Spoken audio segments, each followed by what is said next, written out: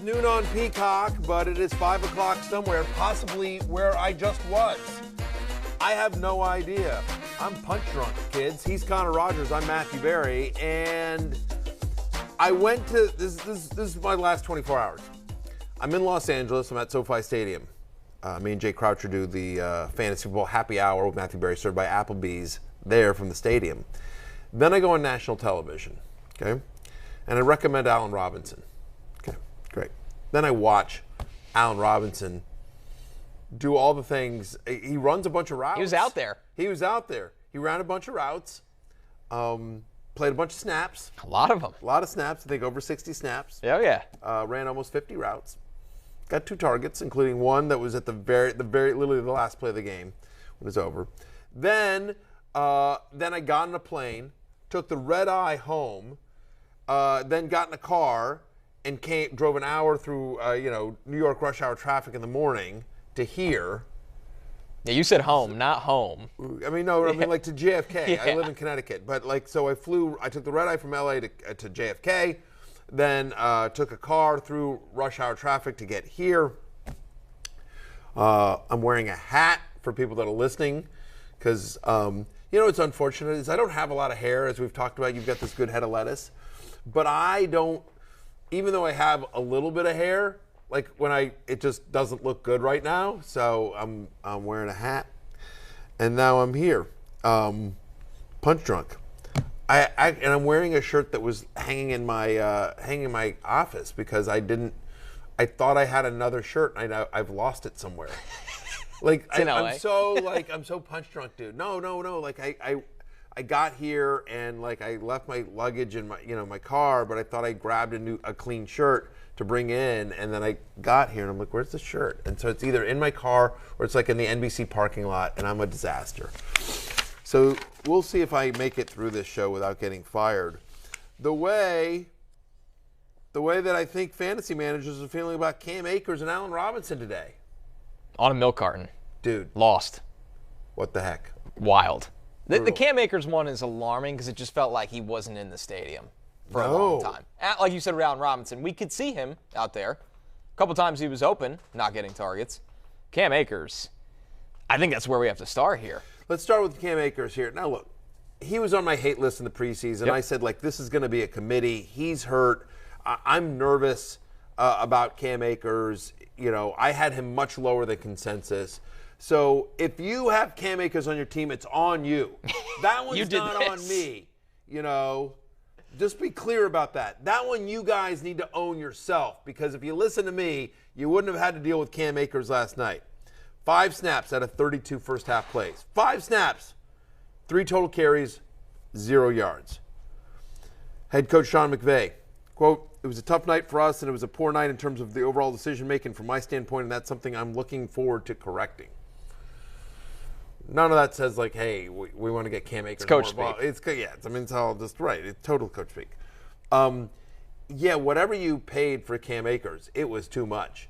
Because, by the way, Darrell Henderson wasn't great, but he wasn't terrible. He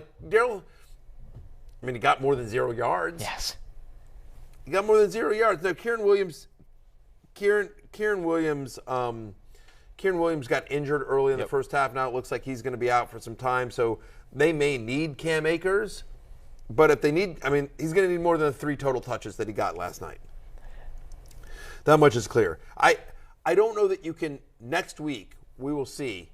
But I don't think you can start Cam Akers with any sort of confidence until we see something. It feels like a desperation play. Well, let me throw it to you like that. Let's do scale of 1 to 10. 10 being red alarm panic. Yeah. 1 being it's week 1.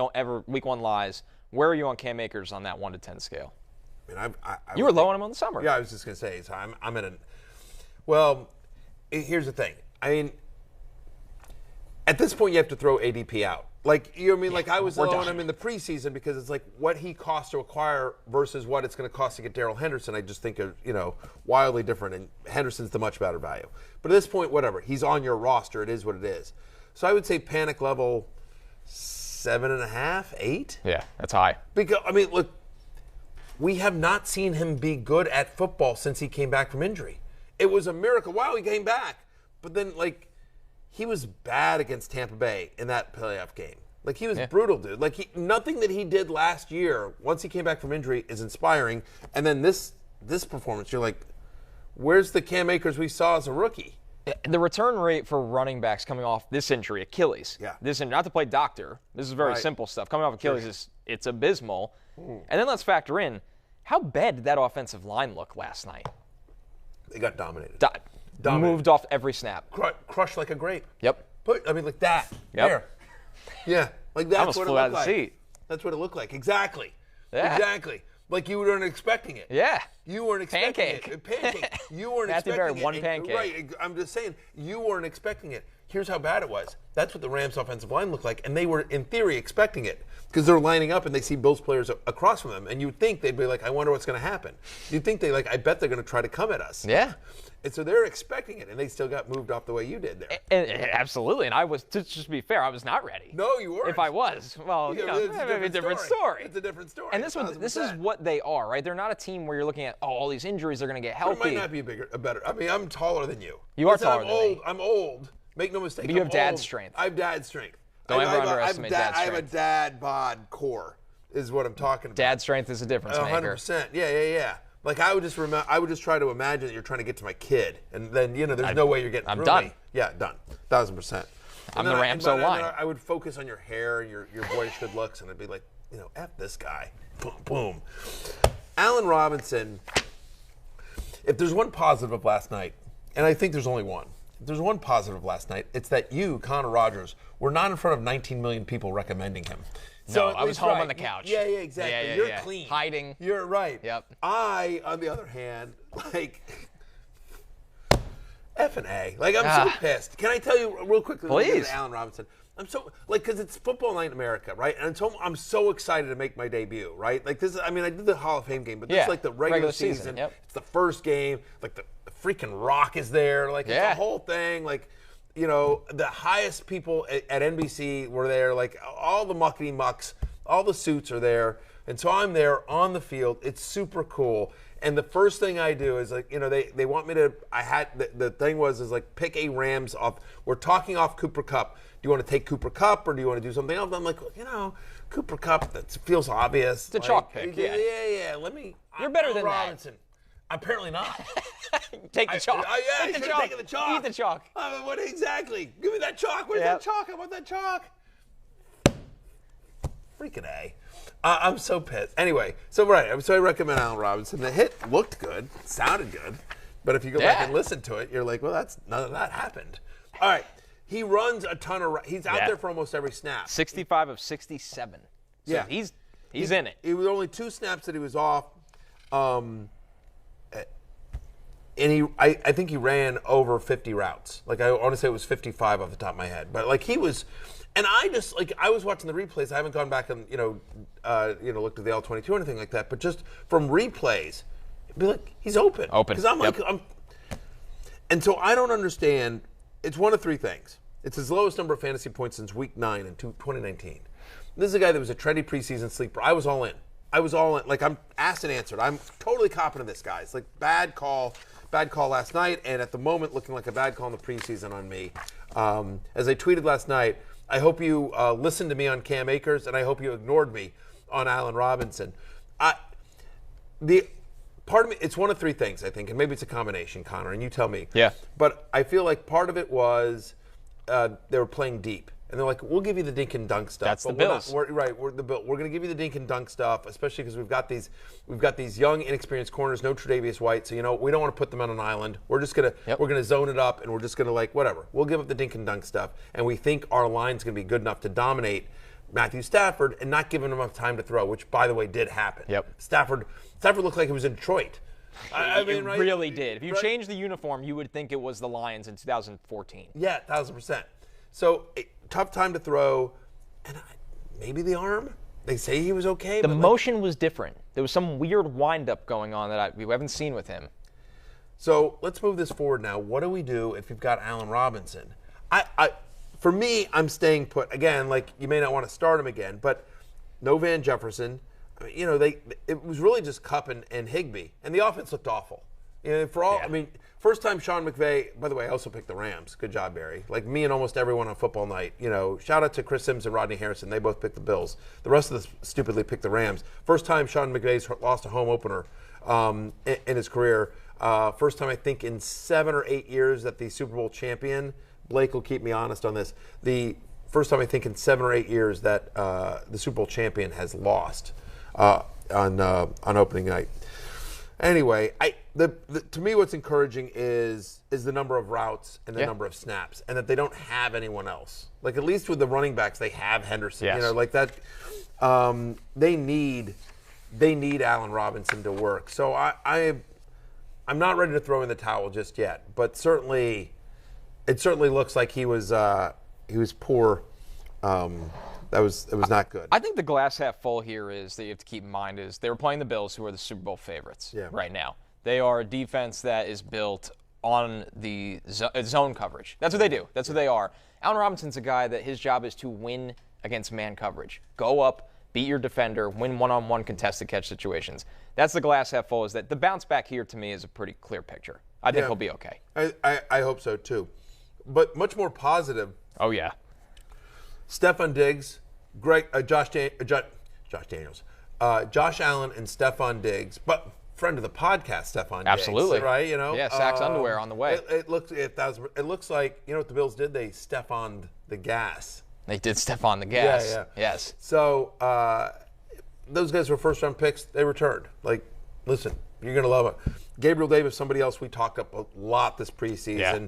Very polarizing playing within the fantasy community. A lot of people felt like he was being overdrafted. I was just like, no. I just talked about the fact that this is a guy that, despite his lack of targets last year, was still top 5 in terms of end zone targets. He's just a scoring machine. What happens last night? Catches a touchdown, catches the first one. All right. Third straight game that Gabe Davis has caught a touchdown. Again, going back to the playoffs of last year. Got 5 targets, made 4 receptions. Josh Allen looked awesome. Like, this is going to be a big season for Gabe Davis. Whatever you paid to acquire his services this year, it's worth it. It wasn't enough. It wasn't enough because he's going to be awesome this year. We also talked about in the preseason that we liked Devin Singletary if we had to pick a Bills running back, and that proved to be correct, right? 34 snaps. Moss got 22, which was surprising to me. James Cook just 3. Yeah, that fumble didn't help. The fumble certainly did not help. Zach Moss, more passing targets than Singletary, which was shocking to me. Me too. Because I think that'll correct itself. My guess is once Cook fumbled, they were like, all right, you're done, Rook. Yeah. So, but I think going forward, Singletary is the only Bills running back you can start until we see something out of Moss. And there wasn't much else. Like Dawson Knox, like whatever. One catch, 5 yards. Right, but fine. Dawson Knox is one of those tight end 8 to 12, 8 to 14 types that the week he scores a touchdown for you, great. You love and the him. weeks he doesn't, it's what we saw last night. Let's get into some news here, and this is a true story. I met one of the highest people at NBC. So on the field, all the muckety mucks were there, and literally one of the muckiest of the mucks comes up to me saying hi a little bit. He goes, listen, should I drop Rondell Moore? So everyone's playing fantasy football. I told him not to just yet, but let's see what happens with this MRI. It doesn't sound good. You know what's scary with Rondell Moore, and I know this is early, but a rule of scouting, players that are always hurt in college are generally always hurt in the NFL. Yeah. And we are reaching that territory. Rondell Moore that was the question with him. He was a first-round pick if he wasn't hurt all the time in college. Year 2 of the NFL, we're asking injury questions before the season starts. Not good. It's not good. Not good. Is this, and shout out to Damian Dabrowski wherever he is this an Andy Isabella game? It very well could. The ghost of Andy Isabella. Yes. Right? So DeAndre Hopkins is out. Yep. Right? Doesn't look like Rondell Moore is going to play. Zach Ertz, not seen at Thursday's practice either. Not a good sign. Dealing with his calf injury. So, you've got A.J. Green there. They got Antoine Wesley. He's a kid that I know Kingsbury likes. Yep. But maybe Andy Isabella gets back on the field. Ultimately, this is going to be a big Marquise Brown game. This has got to be a Hollywood Brown game. It has to be. Yeah. So, and James Conner. They'll lean on Conner. But they're playing the Chiefs, dude. Like they're not gonna be able to grind this one out. You got to score. They got to score. So I like maybe you lower Kyler Murray slightly, but if you have Kyler Murray, you're starting him. So maybe just in DFS, he's more of a contrarian play this week. But we expect so many points to be scored in that game. Like where there's a will, there's a way with Kyler Murray. Do you think he runs more now, though? Yeah, possibly. Right? And again, like Antoine Wesley, I know people are like. Antoine Wesley, but like he scored a couple of times. This is a guy that the big, tall wide receiver, built a little bit like DeAndre Hopkins, and played at Texas Tech for Kingsbury. Monster year. Yeah, his last year of college, monster year. Yeah, so I mean, whatever. If you're in a deep DFS league, just a name. I have him on a deep dynasty league. I've always sort of liked Antoine Wesley. So we'll see. And it does seem like he did have he had a couple of touchdowns when Hopkins was out towards the end of last year. So who knows? Maybe. But we will see. We think it's probably likely going to be Hollywood Brown, A.J. Green, and Andy Isabella for the Cards on the Chiefs in Week 1. Zach Ertz, same thing. We'll see. We'll see. Today will be telling. And I think what's important to do right now is just promo something that we're going to talk about a lot, which is Sunday morning, 11 a.m. Eastern. Right here on Peacock, it is Fantasy Football Pregame. Myself, Michael Smith, Jay Croucher, a ton of people, including Mark Kelly, who spent 20 years as an NFL trainer. He's our injury guy, and so he'll be there. He's actually spent 30 years as an NFL trainer, 20 years as the head trainer of the Jaguars, another decade with the Giants on their staff as well. So he'll get us the latest on Zach Ertz and what we can expect out of him. But certainly, if Ertz was my only tight end, start looking to the waiver wire. You might need some other options. So I have a question for you. Please. I feel like there's a couple of traditions, right, in Week 1. And so fantasy managers overreacting, that's one of them as well. Me complaining about my picks, that's another one. And then I feel like Sammy Watkins having himself a day. Good Lord. A.J. Green, Sammy Watkins. We are turning back the clock today. We really are. So Al Lazard did not practice. Stepped on Thursday. Interesting injury. Yeah, he was stepped on in practice last week. So didn't practice Wednesday or Thursday. And so there's a chance that in the first game without Devontae Adams, Aaron Rodgers also does not have Al Lazard. And so you'd expect the starting wide receivers to be Romeo Doubs and Sammy Watkins. I think last year, his Week 1 for Sammy Watkins, he played with the Ravens. 4 for 96. 2020 with KC, right? As you see it here in your screen. 7 for 82. 7 for 82 and a score. 2019, 9 for 198 and 3 touchdowns. Best receiver that week in fantasy. Right. Sammy Watkins is a Week 1 wonder. 3 straight years, and I sort of feel like against the Vikings on Sunday, he's going to make it 4 in a row. 100%. Yeah. If he doesn't, where are the Packers going with the football? Yeah, I just in feel this like. game? I think the answer is that Aaron Jones and A.J. Dillon are both Fire them up. Both in for big games. I would start both those guys. I think if you were desperate, listen, if you're in a league in which you were considering starting Rondell Moore, like a league that deep, I mean, I had Rondell Moore at like 47 this week. So if you're in a league that deep where Rondell Moore was actually a consideration of starting for you this week, Sammy Watkins, he's likely available in your league. Go pick him up. I think that's a good start for Week 1. So we'll see how that all plays out. We're also going to be monitoring Christian McCaffrey's health on the injury report. Tradition like no other. Right, exactly. George Kittle. We're back. Kittle. We are We're back. so We freaking really back, dude. We are really back. I'm being told to hit the promo read to break. Oh, here we go. Speaking of that, I mentioned Fantasy Football Pregame. Yes. Well, here you go. I've got a promo read. Look at that good-looking guy right there. How about that? Fantasy Football Pregame. It's 11 a.m. on Peacock Live, your one-stop shop for your NFL fantasy and betting needs. Again, we got Jay Croucher there. Get your start-sit questions answered using the hashtag FFPregame. So we're going to answer some questions. We want to hear from you guys. Hashtag FFPregame. Again, 11 a.m. to 1 all the way up into kickoff. Me, Michael Smith, Jay Croucher, and a cast of thousands. 11 a.m. right here on the proud Peacock. We're back after this. Hey, it's Matthew Berry from NBC Sports and Rotoworld.com. Just want to thank you so much for watching what you just watched, or at least being too lazy to click out of it after the autoplay just kept it going. So either way, Thank you so much for just letting it scroll by your screen. And now I'd like to ask you respectfully, okay? Respectfully, please subscribe to the NFL on NBC YouTube channel for the latest NFL news, fantasy headlines from Rotoworld, and betting analysis from NBC Sports Edge.